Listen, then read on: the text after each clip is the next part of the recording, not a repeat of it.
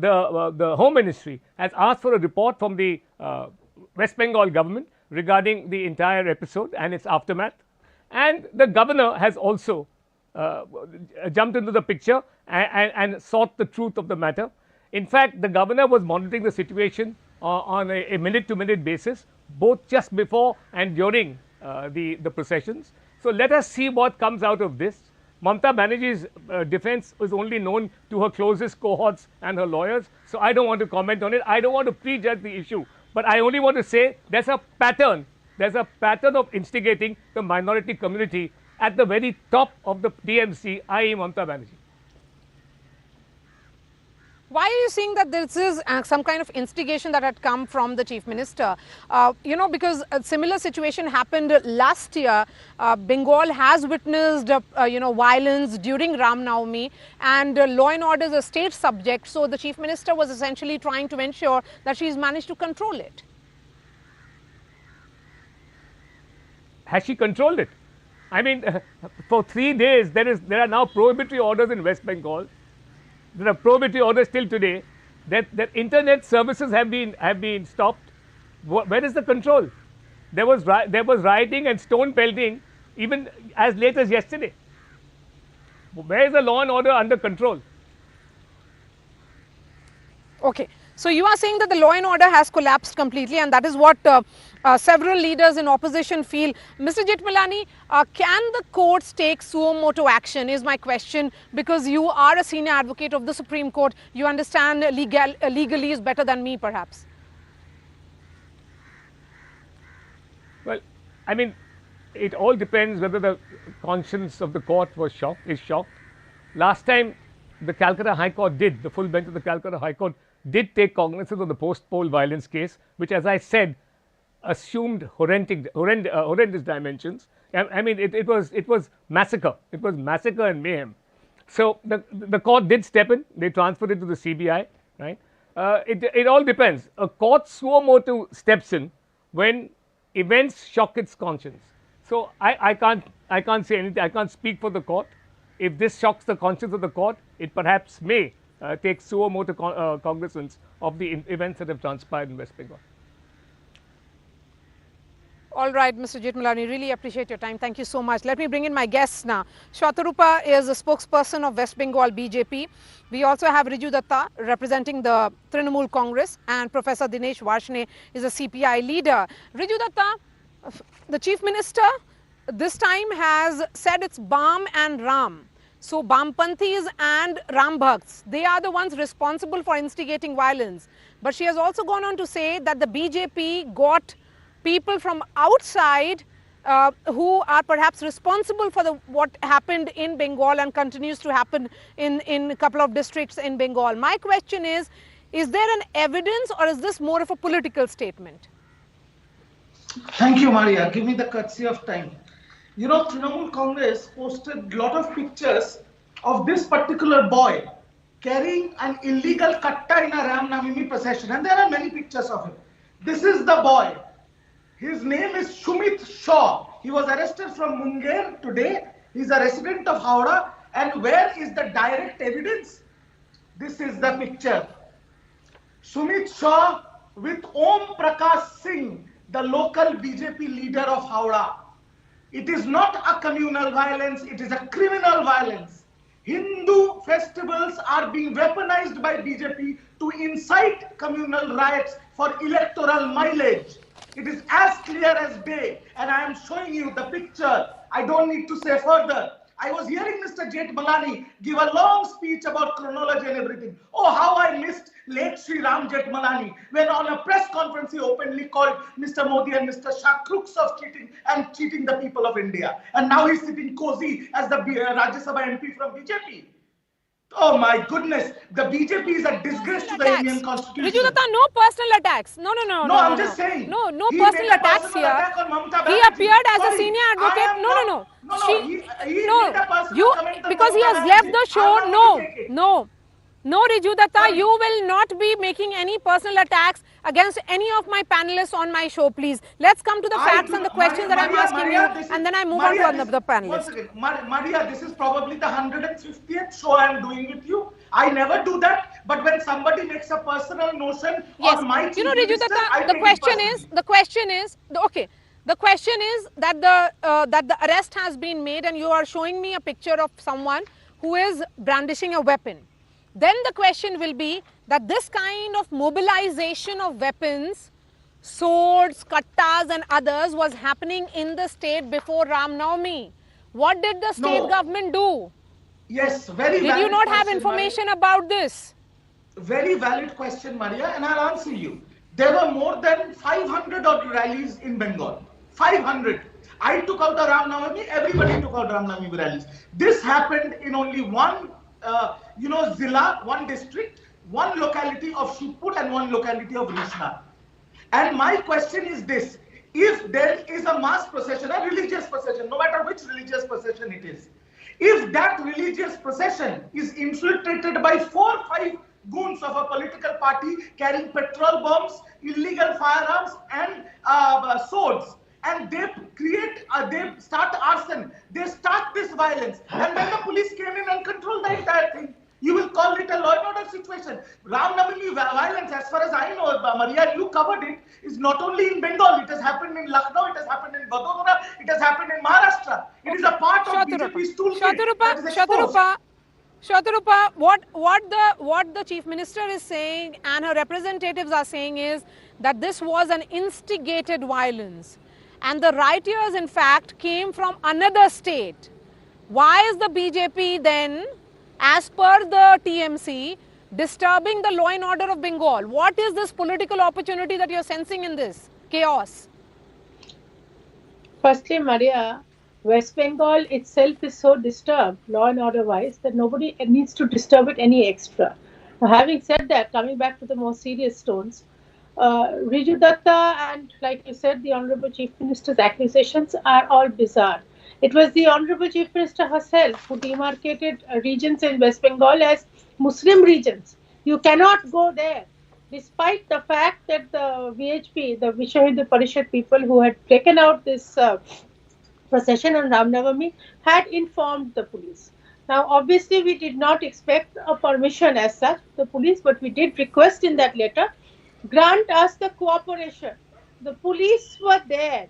Now, if everybody has an issue about Sunil Shaw, not that I know him, it is one person who has been arrested by now, all said and done, fine. But Riju has been, again, downplaying this whole thing. We've had almost 1,000 processions coming out all over West Bengal. How come no other procession was, there was no instigation there, suddenly there everybody was well behaved. But why has it happened in the same region, same locality for the second time in a row? Can I come in now? Okay. Then in that case, are you then, Riju? Okay, please go ahead. Go ahead, ma'am. Yeah, I just want to finish one line. That, if there is one person who has been found with a gun, take him, arrest him, take him out, let the police take action. But under what justification was an entire community doing arson and pelting stones? Not only that day, the next day, and in different regions of Howrah. Right in the lanes and by lanes, they came and then they in did that this case, on purpose. if there are so many rallies, fine enough. The same argument that was made by Riju Datta, that there were so many rallies carried out, but why did it happen in a particular place? Again, the same argument that you are making, several rallies were carried out, but why it happened in a particular place? That is my primary question then, Riju Datta. How long can the Bengal government continue to turn a blind eye to what is an apparent failure on the part of the cops, on part of intelligence? This is a failure on your part. You can't continue to say Bam and Ram. Listen, I'll tell you, there is no law and order situation in Bengal. This is the narrative which is peddled by Amit Malviya, nobody else. And, the national channels are carrying it forward. In Howrah, there are 36 arrests. In Rishra, there are 50 arrests, irrespective of religion or their political affiliation. Everything is in control. Normal life has started. Only in Rishra there is 144 that is imposed. My question is very, very simple question I want to ask you. Is that number one, when Shatarupa also said that there are so many rallies, only in one rally this has happened. My question is, you want to pay respect to Prabhu Ram because apparently BJP is now the patent holders of the Hindu religion. Very good. In which Quran, in which Upanishad, in which Ved did Prabhu Ram say to pay respect to me? You carry katta, petrol bombs, acids and bulldozers. Why will you do that in the first place? In all over India, forget Bengal, all over India, during Diwali, Durga Puja, Lakshmi Puja, Saraswati Puja, Christmas or even Eid, there is no untoward incident. Why during Ram Navami? No, while there is no justification, no. There is a problem in that argument. The question is why did the state government turn a blind eye when this mobilization was happening of the katta and the bomb and whatever you want to say? I want to understand from one moment. No, one moment. No. 10 seconds. You ask me the question why. I will show you letters right now if you give me that time where the permission was not granted. Now I am asking you, Maria, say you are a political personality. There is a religious procession of 5,000 odd people. They were set to start the rally by 3 o'clock, finish by 5 o'clock. No DJs and no arms. Okay, we have. Out of those, okay, you have that letter. Professor Now, Professor Varshney, Bengal Chief Minister has also blamed you. That is the Bampanthis, the leftists such as you. That you are something, I mean, Bengal has witnessed it during your tenure, the long 35-year tenure of Buddhadev. So, but as far as this government is concerned, it never saw political violence. But as much as I remember as a student of politics, Bengal has always been associated, almost synonymous with political violence. Look, political violence is a different thing. This communal violence is a different. Political violence happens because of a variety of reasons, and communal violence is being perpetuated or perpetuated by the communal organizations. What BJP and TMC doing in Bengal is a fixed match, Nura Kusti. They wanted to show the people that TMC wanted to show that there is a fight between BJP and TMC. In fact, this is what they did during the assembly election also to dilute the votes of the left and the Congress and the other progressive forces. Second thing I would like to know, which you also raised a very valid question, why there are states have 100 means and ways to stop the arms carrying demonstration from the initiative point of itself, from the initiation of itself. They could have gone for preventive arrest. They could have taken them to the house arrest. They could have surrounded them at one place. Why have they allowed this thing? That means they are known to it. And what BJP spokesperson said just now, that why only demarcating Muslim areas or Hindu areas? Arey Baba, state is bound to do that. So you are saying this is a fixed match. So this is a fixed match. First, because the BJP carried out this yatra, and according to you, the second reason is that why didn't the state government go ahead and carry out a preventive arrest? I'm going to talk about the politics of it in just a bit, Professor Varshney. Just a second. And this will continue till 2024 Lok Sabha elections. They have decided. Thousands of incarnation, a communal incarnation has been created by BJP and other communal forces and the TMC, so that the fight is shown between BJP and TMC Nura Kusti. So you are essentially saying that both the BJP and the TMC are communal forces according to the leftists. Now, yes. Can I come in?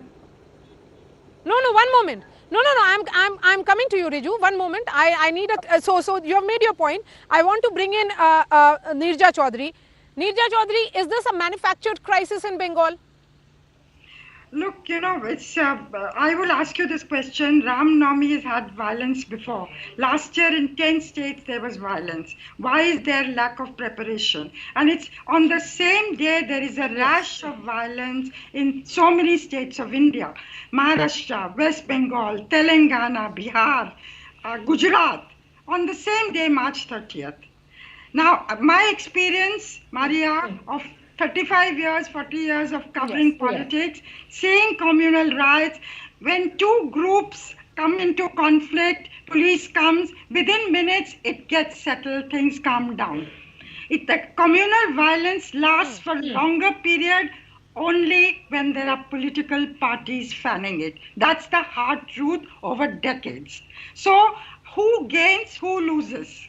One, why was the administration not ready? Two, who gains, who loses? This, we don't know. There are charges, counter charges.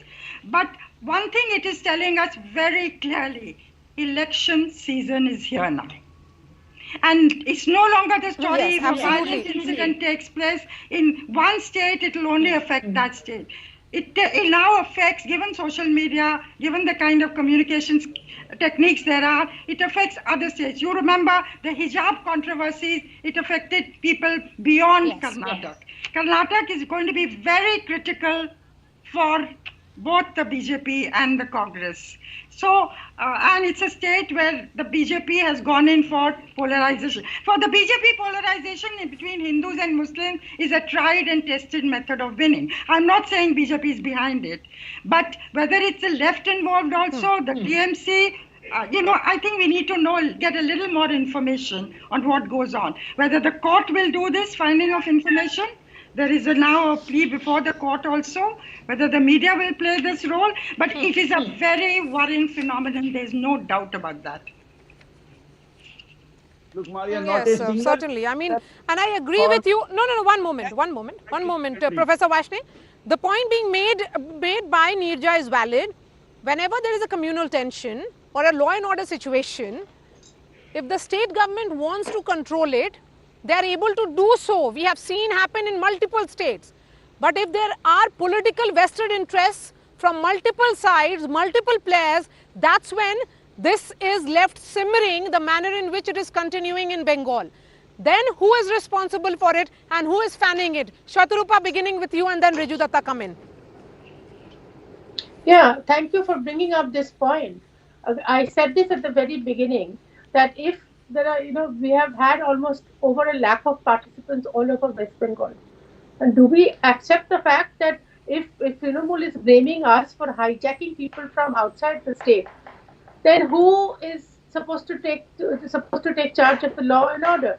And what I was trying to say before I was interrupted was this particular region, Howrah, has happened the second time. And the Honorable Chief Minister made a statement saying that don't go near this Muslim-dominated area. It's a Muslim area. Firstly, she demarcates as far as Muslim and Hindu is concerned. And secondly, if she was really thinking, she was so concerned that something would happen there, why was there not adequate action taken? Hardly. Why did this action spill over to the next day? And then on the third day, it goes into another district, which is a neighboring district, and then these people don't stop there. There it is even gone beyond, I think, communal rights. They are stopping our leaders. They are breaking glass on railway tracks. They are just creating mayhem. If you just look at the videos, they are attacking people in person. They are throwing stones. They are creating arson. They are targeting people and throwing these stones. Stone pelting is happening in a very targeted, almost I would say syndicate manner. Why would that happen, and why would the state government allow this to happen for days together? Yes. So 6 days and counting, Riju Datta, one place, another, it flares up, and the state government and the chief minister, their response is that Bam and Ram are doing it. They are outsiders who came and did it. You showed me pictures as well on the show. My question is, why weren't there preventive arrests? It happened last year, it could happen again, and it has happened. Listen, one thing Shwetarupa said right was that this is the same place where violence took place last year. Then this year, because the law and order is supposed to be maintained by the ruling party and the chief minister, there was no permission given. Why did this horde of goons went inside that area? We clearly did not give permission for it. See, if your only intention is to incite violence, then like the Home Minister said, abhi hum ulta tangwa denge, jo arrest ho raha hai abhi arrest. And my question is, Professor Vaishnav said about TMC BJP something. I will give a statistics. In 2016, TMC got 48% vote share, CPIM got 23% vote share. In 2021, Trinamool Congress got 49% vote share and CPM got 6% vote share. Their entire vote bank shifted to BJP. So I'm just because answering his question. went I'm for just fixed answering match. his Yeah, statement. you went So for fixed match. basically BJP. the CPIM sold out to the BJP now for their BJP and political relevance. I nobody understand that. else. Sir, This please is let how me you finish create and a then you speak on situation. your own time. This is how you create a political situation in a manner. Let me finish and then you can speak blabber in your own time. The This is the bottom fact. line is This is the fact. the That's why you Jai are Shri Ram, the slogan or the holy slogan was a warm greeting in this country, which for and BJP's you are political supposed mileage to has been turned into a people are lynching all war cry. to The law and you order situation is absolutely normal in Bengal, and we have taken strict game of actions and strict measures. you are playing game of And He nobody BJP. will be obviously has spared. insomnia, Nobody will be spared. amnesia. Riju, I Nobody think, should will be be treated for spared. Alzheimer's. This is your colleague Om Prakash Singh. Save him if you can. Save him if you can. We will put him behind bars. May I say and one as thing, per the please? Home Minister, उल्टा लटका देंगे दंगाइयों को. रिजू हाँ ठीक है, अगर आप ये होम मिनिस्टर ने बोला है बिहार में, निकलने क्यों दिया वहां से? आपने आपने उल्टा क्या लटकाने किया? के पहले निकलने दिया जुलूसों में, तलवार क्यों लेके चलने दिया, डंडे लेके क्यों चलने दिया? जब पिछले साल हुआ था आपको पहले प्रिवेंटिव स्टेप्स उठा लेने चाहिए। तो आप क्या बोल रहे हैं? राम नवमी बंद करा देने कोशिश की, नहीं चल पाए। केरल में भी उन्होंने कोशिश की, नहीं निकल पाए। आप प्लीज आस्क हिम दैट। खेल रहे हो, नूरा खेल रहे हो, पूरे राज्य को प्रोफेसर वाशने और आप पिटने वाले हो। Professor Vashne here is saying, okay, Professor Vashne is saying that this is some kind of Noora Kishti, because both of you are stakeholders in 2024 elections. You want to ensure that this battle is between the two of you, BJP versus TMC, and your constituents are identified, and hence this kind of flaring up or stoking of fire is happening. Shivamogga, first response from you, and then I bring in Riju. No, I am tired of denying this. BJP has never, ever, no matter what people say, played the communal card. Yes, we believe that everybody is together, and we do believe in Hindutva, because Hindutva talks about amalgamating everybody together. We are the most tolerant party, no matter what anybody says. Lastly, I would like to just point out, for Riju's benefit, Riju, I think, is having Alzheimer's. He has completely forgotten the innumerable amount of communal riots which has happened. So, as an elder sister, I would really like to say he needs medical treatment. Then please transfer your medication to the then Gujarat Chief Minister from 2002. And this is Hindutva. Sorry, madam, this is not my Hindutva. I am a proud Hindu, and this is not my Hindutva. To carry illegal weapons. Obviously, it won't be. You're not educated enough. Sorry, please. No. I am not. I want to be an illiterate. I do not want to weaponize my festivals. I do not want to disgrace my constitution. This is the problem. All literate fools of the BJP who are pathological liars can continue with this. We will not allow it in Bengal. We will not allow it in Bengal. Are you a human being first or are you a Muslim? Wants to go to a 144 area and sit in dharna. The police is patiently tolerating that. But Riju, for all that, no, Riju Datta, for all that you may be saying, okay, for all that you may be saying that this will not be allowed in Bengal, but it is happening in Bengal. And law and order is a state subject, and they are singularly responsible for this. And hence, the state government going slow on crackdown will be asked.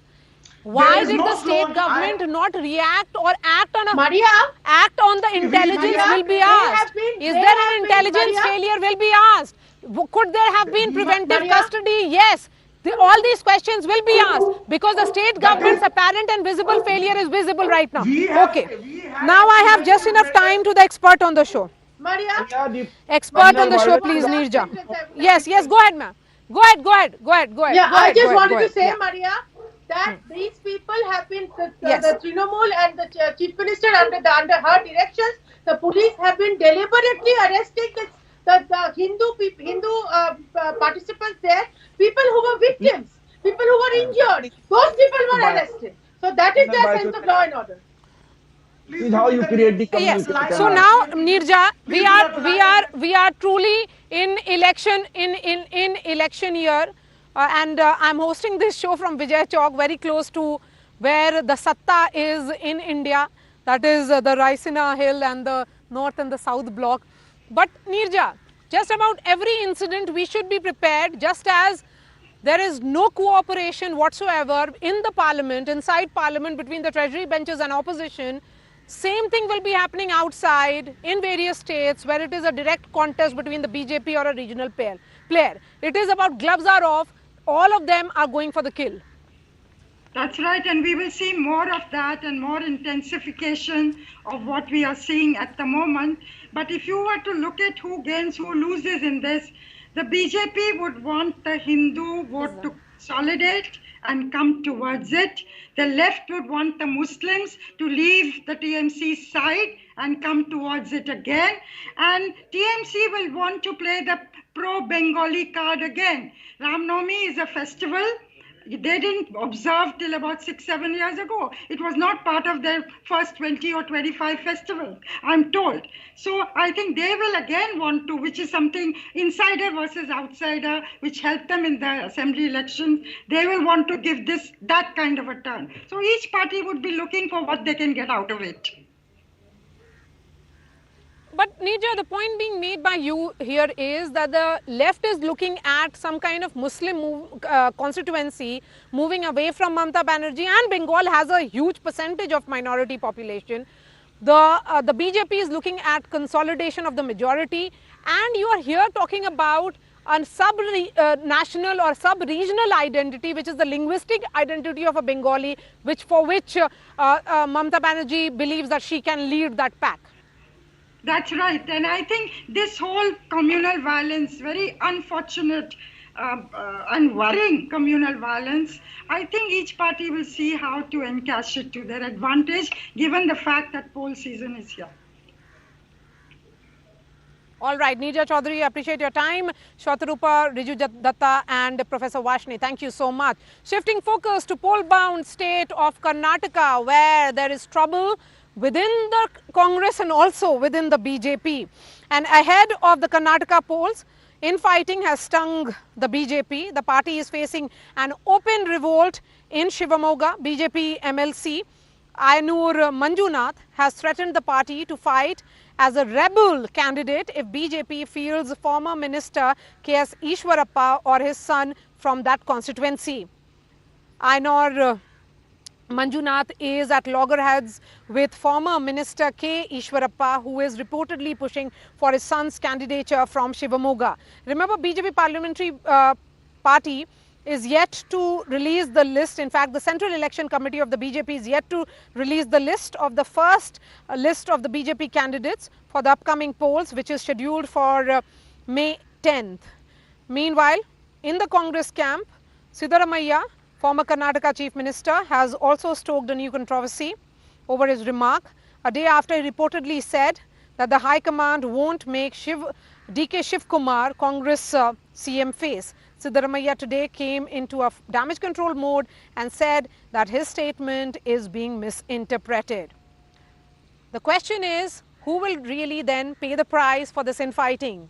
Will it be the BJP or the Congress?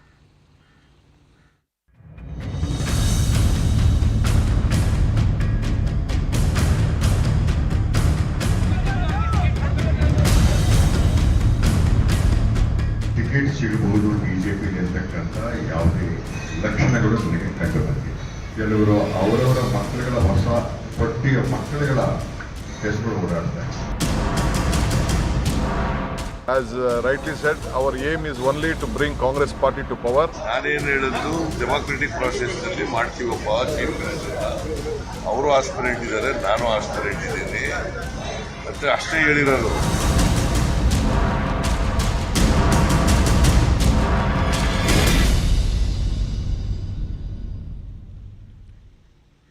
Senior journalist BS Arun is joining me on this broadcast. We also have Sanket Inagi, KPCC spokesperson, and Captain Ganesh Karnik, spokesperson of Karnataka BJP, will be joining me shortly.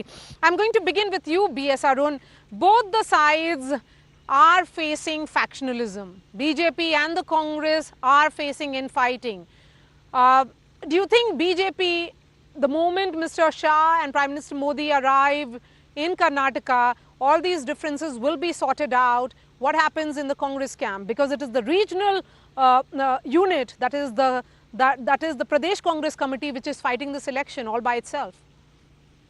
I think BJP is better placed to ensure that there won't be any controversy in the run-up to the elections. Not exactly Congress. Congress, the high command may not be as strong as the BJP high command is. And also the latest controversy that was, as you mentioned, stoked by Siddaramaiah has to die down. Today, they made the damage control, Siddaramaiah asserting that he said no such thing as, that the high command will not make DK Shivakumar as the chief minister. Be that as it may, as of now, the BJP is facing, facing a trouble spot in Shivamogga because one of its senior leaders, KS Eshwarappa, is in a spot because Ayanur Manjunath, a Lingayat from that area, is criticizing KS Eshwarappa because the latter wants his son to be fielded. Eshwarappa, you may remember, had to resign as a minister because... to resign, that's right. Yes, so then in that case, can the BJP actually field Eshwarappa or his son then? Because Ganesh Karnik, that is the charge that will come. You do not believe in dynasty politics, but why will you be fielding his son then? Good evening to you and good evening to all my co-panelists. Part of the discussion I missed out because of the connectivity problem. So as I gather, these selection of candidate, seat distribution and all has shown some problems. But I think it is part of a strategy to see that the candidates list is announced at the right appropriate moment. And we have a very democratic system. In fact, for the first time, maybe in the history of the entire Indian politics, from the grassroots level, Shakti Kendra level, the opinions were collected on a single day using a ballot. And that is being discussed. And every district core committee has sat with the central team and they have explained the ground reality and they have, Captain Karnik, I cover your party. Yes. I cover your party as a political beat and I know how it functions. Okay. My question is very different. My question is, will the BJP be able to sort out the differences that is playing out in Shivamogga between the former minister and the current MLC? Yeah. Hey, I was a legislator, covering that area. Part of my area was the Shivamogga district also. And in fact, I am the election in charge for Shivamogga city. Yes, one of our sitting MLC has made a public disclosure that, he will be resigning and contesting as an independent candidate. For a political party which is strongly rooted in that Shivamogga district, we will face the challenge. We will definitely face the challenge. As far as who is going to be the candidate, it is going to be announced by the party leadership very soon. So, Mr. Manjunath's argument, so the party certainly feels that Mr. Manjunath is not a spent force. He can actually damage the party's prospects in Shivamogga. Let us see. Nobody is about the party, and we are very confident. Absolutely. The cardinal is strong there. And, okay. Fine. Sanket, why would Siddaramaiah talk about DK Shivakumar and his incompetence and he's not placed to, be the face of be the chief ministerial candidate? What happens to all those efforts, the joint campaign and everything? It seems to be a washout now. All those efforts have been completely whitewashed with one statement. No, it is not appropriate to isolate one statement from rest of his statements. Excuse me. And consider only that statement. And if you can hear the entire statement, he will be making reference to the selection of the candidates and election, the process of election, selection of the leader of the party, and thereafter the consideration of the same name by the High Command, and so on and so forth. He has been saying about the procedure being adopted by the party, which is a grand old party, in fact, which has its own tradition of selecting the candidates for the chief ministerial post. And he also says that he is not the only contender. There are some other people who are equally competent and eligible to become the chief minister, and it is ultimately the blessing of the people and the support of the elected legislators with the blessing of a high command that would weigh heavy weight. That is what he meant. He never said that No, Mr. but D.K. Sanket, Shivakumar is no, competent or he never The made any question allegation is, against. The problem here is that this difference, an infighting between the two camps, that Karnataka Pradesh Congress Committee has a D.K. Shivakumar camp and a former Chief Minister Siddaramaia's camp was very well known. But in the last few weeks, efforts were made by the campaign managers to present a united front, that both these leaders were coming up with their own set of strengths. One was a crowd puller, the other one was a strategist, and hence they were, working as a unit. But that unit seems to have broken with that statement of Siddaramaiah. I mean, a veteran politician like him, why would he give that impression? No, as such, there is no conflict or there is no difference of opinion. There is no breaking of any unity as such. And it is only the presumption of the opposition which is hoping for it, which is unfortunately not happening for it. And let us be very clear. Mr. Siddaramaia's statement is considered beyond proportion or it is blown beyond proportion. And ultimately, we are fighting the elections together. It is the blessing of the people which would decide who would be the legislative party member and thereafter who would be the leader of the legislative party, and ultimately the consideration of the eligibility would be by the High Command. Okay. BS Arun, both the sides appear to be in damage control mode. Elections are not very far. The BJP is yet to release its first list because the Central Election Committee has not yet met. But there are several, levels of scrutiny which happens within the BJP. Talking specifically about D.K. Shivakumar, does he feel, perhaps not appropriate given the kind of statements that were made by Siddaramaiah? Is there a sense within his camp that, he could have handled it better?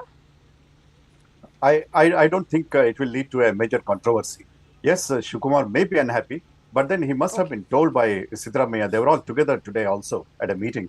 It must have been told by Siddaramaiah that he didn't say that. Even if he has said, he didn't mean that, because even Siddaramaiah won't be a fool to talk now, in this way. I don't think, he will muddy the election waters now. And in the run-up to the elections, I don't think the Congress leaders will, make way for any controversy like this. I must mention that, so far, the party has put up a united front. Even the selection of candidates has been done in a good way, in the sense that 124 candidates in the first list have been announced, and there is hardly any controversy in any seat. Agree that there are, I think, 5-6 seats where the incumbent candidates are unhappy and those ticket aspirants were unhappy. But then this has not led to any major, dismay over their denial of tickets. So I think Congress has managed its affairs fairly well this time, perhaps egged on by the High Command also. And Surjewala, who is party in charge for Karnataka, is also there to ensure that, the party differences won't go out of control. And D.K. Shivakumar has already maintained in a recent program that, he will abide by whatever decision the High Command takes in case the party comes to power. So there will be no differences, when it comes to chief ministerial candidate. So you are not seeing this snowball into a major controversy, one side not attending rallies, that will not happen. But what happens on the BJP side? Captain Karnik, the question here is that, there is a massive anti-incumbency against Mr. Bommai. There are challenges on infrastructure front. There are challenges on, the government faces the criticism of civic apathy. There are several questions on corruption also. The MLA and his son were arrested only recently. Recovery of cash has happened. So you realize that there are challenges which are multifold. And then in Shivamogga, there is a challenge of this nature. Is there also the sense that perhaps BS Yeddyurappa always held Karnataka as was the unifying force? He was the glue. And in the absence of a more active BS Yeddyurappa, that is the reason why there are these voices of dissent emerging from districts. Well, at his age, at 80, I don't think you can expect our tallest leader in Karnataka, who is the most influential leader in Karnataka, who is held by the party in high esteem as well as by the people, entire society of Karnataka. They look at him very reverentially. And he has again and again made this comment that I will be going around the entire state and I'll ensure that party will come back to power. So we look forward to his leadership in bringing BJP back to power, number one.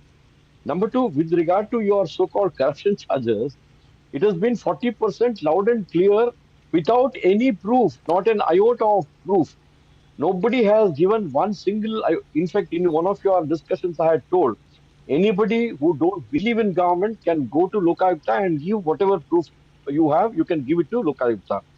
And added to that, the person who made the written complaint, Mr. Kempanna, who is the president of the Contractors Association, he himself ended up in a jail, in the custody, because he jumped the summons and he could not prove anything in the court with any evidence. And then there is an issue of Shivamogga, which I just spoke. Yes, one of our MLC, during election, for want of a seat, for want of so many things, people do migrate. But it's a cadre-based party. We are very strong in Shivamogga. It is the home district of our tallest leader, BS Yeddyurappa. Whether he leaves us or not, we'll definitely win that seat. This is what is the ground reality. Okay. And so, you mentioned about you. Okay, one so second. That is the reason why, because it is BS Yeddyurappa's constituency and his home district. That's why when a protest of this nature happens, there are questions that are being raised. There are eyebrows that will be raised as to who is engineering it and why have these kind of protests at all. When you have a leader who had a pan-Karnataka and continues to have a pan-Karnataka acceptability. The opposition needs to have a strategy because they fully know in Shivamogga district they cannot find way to impregnate our territory. So they have resorted to this kind of a strategy where they are poaching one of our sitting MLCs. Let us face it. We will face it. I wanted to tell you something about infrastructure. Okay.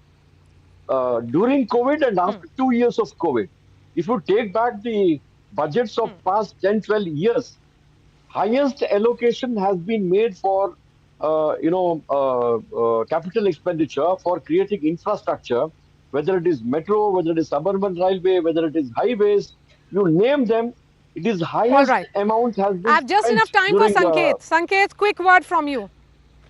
The BJP has failed in the state of Karnataka during its COVID time and also after the COVID.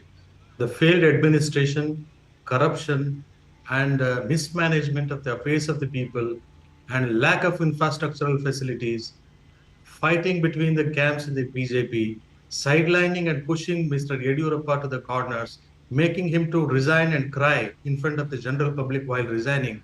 These are all the factors which are plus point to the BJP Congress, and this is going to be affecting the BJP and its prospect in future. In South India, this is the first BJP government, and that would also vanish and evaporate it sooner, in a month or so. So I would say that the BJP's era in South India is coming to an end, and this would be once for all. That's all it. Right. Let's see. Let's wait till 13th when the results are announced. Thank you so much for your time, Captain Karnik of the BJP, Sanket Yanagi representing the Congress, and BS Arun. That's all from me. I'll be seeing you tomorrow. Thanks so much for watching.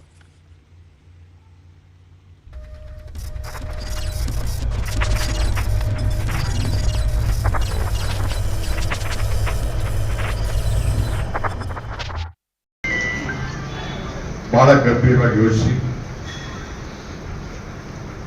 ನಮ್ಮ ಸ್ನೇಹಿತರು ವಿಶ್ವಾಸಿಗಳೊಟ್ಟಿಗೆ ಸಮಾಲೋಚನೆಯನ್ನು ಮಾಡಿ ಒಂದು ನಿರ್ಧಾರಕ್ಕೆ ಬಂದಿದ್ದೇನೆ, ಸ್ಪರ್ಧೆಯನ್ನು ಮಾಡಲೇಬೇಕು.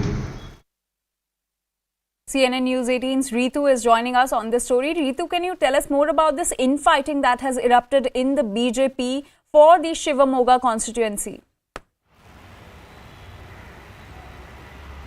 Well, exactly. You see, ahead of the polls, there's a double trouble for the BJP in the state that we can see, because Shivamogga happens to be a very important constituency for the BJP. In fact, it has a very good, strong hold in that particular district. And you see, the present MLA from that particular constituency is KS Eshwarappa, who happens to be the former minister as well. But right now, this whole clash has erupted because Ayanur Manjunath, who is also an aspirant for the ticket, in fact, is very much miffed against the party, where he has, in fact, alleged that the KS Eshwarappa has not refrained from making derogatory statements against him, and he is very much iked about it, and that's the whole reason that he want to contest against KS Eshwarappa and give him a strong competition there, because, and also on the other hand, you see the KS Eshwarappa is eyeing a ticket once again, either for himself or for his son Kantesh. But yes, it's unlikely that the party will be able to give ticket to KS Eshwarappa, because he's almost 74 years, and you see what's the policy of the BJP also talks about in that manner,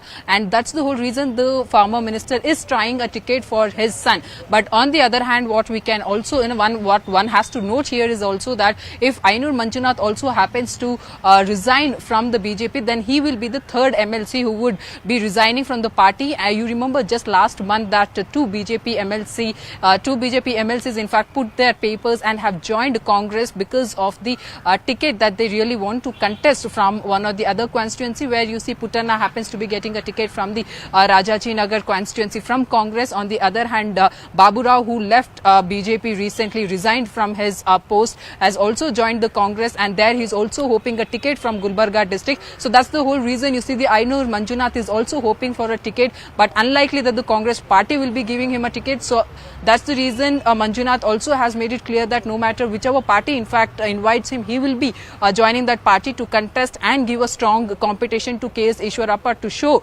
his strength. Also, is this infighting one of the reasons why there's a delay in BJP releasing its list of candidates? Let's listen into what Chief Minister Basavaraj Bommai has to say on this.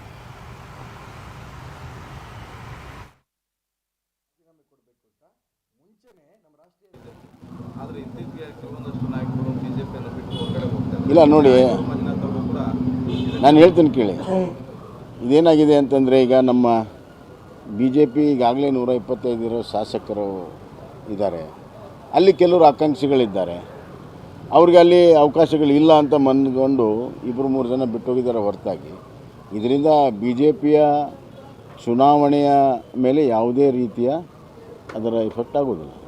Sir, K Shivakumar ಓದ್ ಬಂದ ಕಡೆ ಎಲ್ಲ 45 ದಿನ ಅಷ್ಟೇ ಈ ಸರ್ಕಾರ ಹೋದ್ಮೇಲೆ ನಮ್ಮ ಸರ್ಕಾರ ಎಲ್ಲ ಕ್ಲೀನ್ ಮಾಡ್ತೀನಿ ಅಂತ ಕೂತಿದ್ದಾರೆ ಸರ್. ಈಗ ನೋಡಿದ್ರೆ ಆಮೇಲೆ ಸಿಎಂ ಫೈಟ್ ಬೇರೆ ಸ್ಟಾರ್ಟ್ ಆಗಿದೆ. ಏನಲ್ಲ, ಡಿ ಕೆ ಶಿವಕುಮಾರ್ಗೆಲ್ಲ ಗೊತ್ತಿದೆ, ಅವ್ರದ್ದು ಅಧಿಕಾರಕ್ಕೆ ಬರಲ್ಲ ಅಂತಲೂ ಗೊತ್ತಿದೆ. ಜನರನ್ನ ಈ ಥರ ಮಾತಿನಿಂದ ಮರಳು ಮಾಡುವಂಥ ಒಂದು ಪ್ರಯತ್ನ, ಅದರಿಂದ ಭಾಳ ಜನ ನಾಯಕರನ್ನ ಕರ್ನಾಟಕ ಜನತೆ ನೋಡಿದೆ. ಸರ್, ಸಿದ್ದರಾಮಯ್ಯನವ್ರಿಗೆ ಏನಾದರೂ ಆತಂಕ? Ritu, coming back to you. So, is infighting one of the reasons why there's a delay in BJP releasing the list of candidates?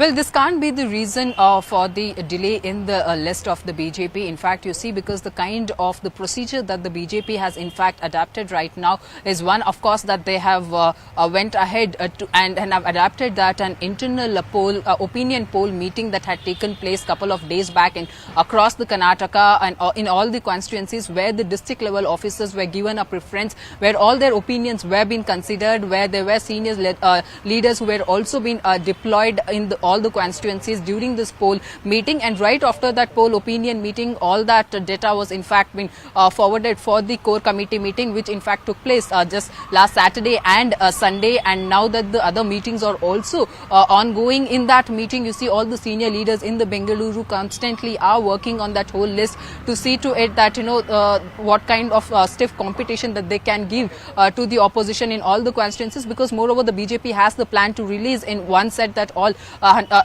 the candidates' names. So that's the plan that they are having, and because of the technical process that they are undergoing, so that's the reason there is a bit delay in their list to come out. But yes, very soon, that on 8th of April is that the whole the information that whatever they have assimilated during these meeting will actually be forwarded to the Delhi office, to the BJP higher command there, and therefore that list will again go through. The senior leaders will again in the Delhi go through that whole list and will be releasing the BJP's candidates list by let's say April 10th, was that we are expecting the BJP's list to be out. Karnataka BJP is struggling with infighting in BS Yeddyurappa's home district of Shivamogga. BJP MLC Ayanur Manjunath has threatened the party to fight as a rebel candidate if the BJP fields former Minister KS Eshwarappa or his son from the Shivamogga constituency. The leader plans to resign as an MLC.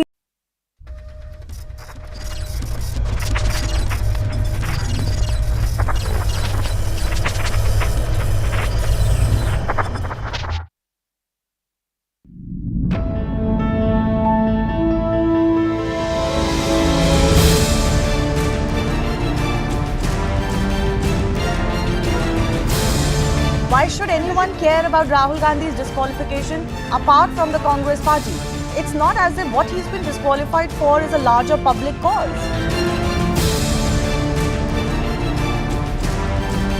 Are we seeing a sleeper Khalistani nexus at play in Punjab, which has allowed Amrit Pal to evade the law? Unfortunately, Punjab has had sleeper cells right from 80s.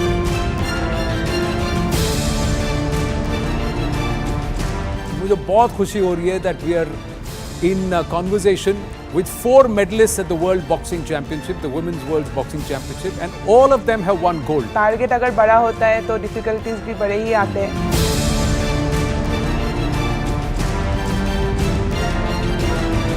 Donald Trump trying to run for office again. Do you reckon he'll be able to win the Republican Party nomination? And why are Republicans still sort of rallying around him? That Trump will get the Republican nomination. I think if he is nominated, he will lose for sure.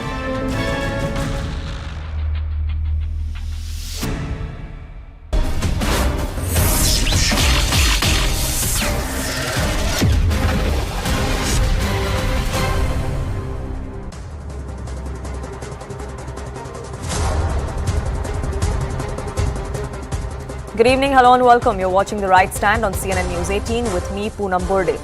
Expansionist, belligerent and unrepentant. Many would say China is synonymous with those words. And true to its nature, Beijing has once again provoked Delhi. China is trying to redraw boundaries and stake claim to areas that are not theirs to stake claim to. Militarily, Arunachal Pradesh has seen its share of transgressions from PLA troops, and politically now, the Xi Jinping administration seems to be asserting its claim unilaterally, at least in certain parts of Arunachal Pradesh, which they see as South Tibet. China has renamed 11 locations in Arunachal Pradesh. It includes 5 mountain peaks, 2 land areas, 2 residential areas and 2 rivers. What does that mean? That means, starting today, names of these locations will be available on Chinese maps in Pinyin, which is the common romanization of Mandarin characters. Now, this is only going to escalate matters between the two nations diplomatically. India and China